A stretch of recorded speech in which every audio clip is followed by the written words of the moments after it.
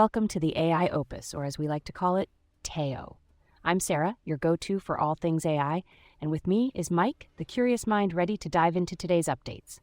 Hey Sarah, always excited to learn what's new in the world of AI. Let's get started, shall we? Absolutely. First up, Spotify has launched their Spotify Ad Exchange, or SAX.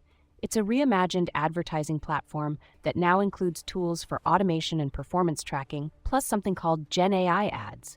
Essentially, these are AI-generated audio scripts and voiceovers. That sounds pretty advanced. How does this help advertisers, especially with engaging Gen Z? Great question, Mike.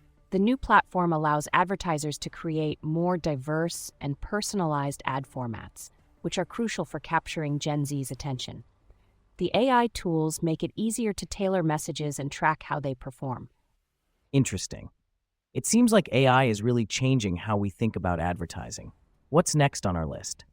Moving on, we have a partnership between Mahindra and ServiceNow. They're collaborating on AI-driven broadband solutions called netOps.now, aimed at improving network planning and reducing rollout times for service providers. So, does this mean better internet for everyone? Ideally, yes. The platform uses AI to streamline operations and enhance customer care, which should, in theory, lead to more reliable and faster broadband services. Let's hope so. What's happening with Runway? Runway just secured $308 million in Series D funding, doubling its valuation to $3 billion. They're focusing on expanding their generative AI video tools and enhancing their studio capabilities, particularly with the new Gen 4 model. Doubling their valuation is impressive. What makes their Gen 4 model stand out? The Gen 4 model is all about improving how videos are generated from images, offering better quality and more creative possibilities.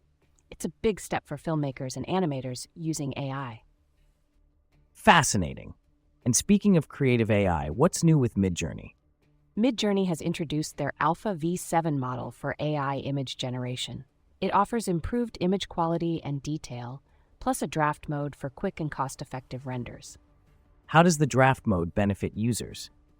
It allows artists to experiment and iterate without worrying about costs, which is great for creativity and innovation in AI art. That sounds like a game changer. Let's move on to ByteDance. ByteDance launched Dream Actor M1, an AI framework for creating realistic human animations. It uses a diffusion transformer architecture to give better control over expressions and movements. Animation with AI sounds complex. How does this improve current animation methods? It offers more consistency and realism, even in complex scenes, which is a huge advantage for animators looking to push the boundaries of what's possible. AI is really making waves in creative industries. What's happening with Johns Hopkins APL and Microsoft?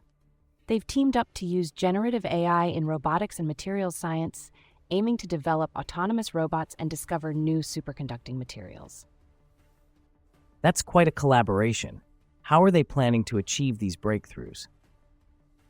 They're utilizing Microsoft's MatterGen model to integrate AI into research, which accelerates innovation and opens up new possibilities in both fields. Exciting stuff. What about Microsoft's data centers? Microsoft is shifting its focus from expanding data centers globally to upgrading existing ones, which is a strategic move to adapt to changing market needs. Makes sense to optimize what they already have. What's new with Cognition AI? Cognition AI has released Devin 2.0, an updated AI software engineer, along with a more affordable pricing model to make their tools accessible to more developers. Affordable AI tools sound promising. How does Devin 2.0 improve on its predecessor? The new version includes an agent-native IDE and interactive planning tools, which significantly boost productivity and ease of use for developers. Sounds like a solid update.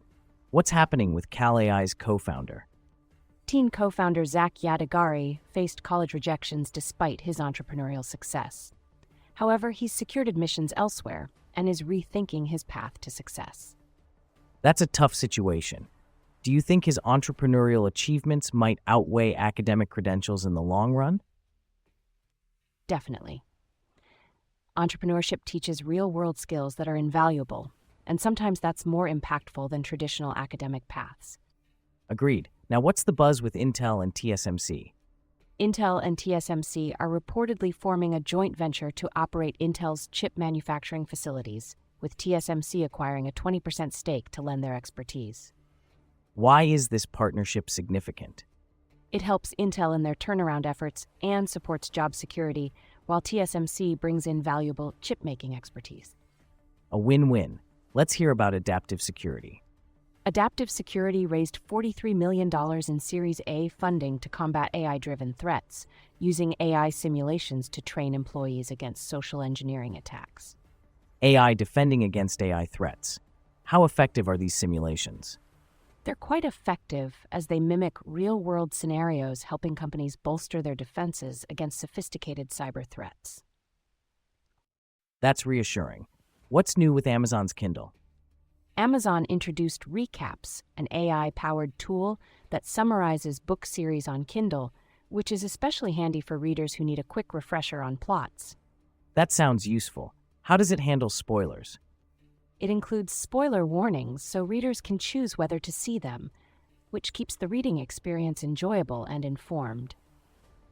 Smart move. And what about the AI shopping agent?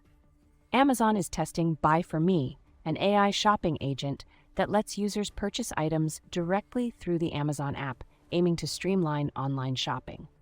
Any concerns with this feature?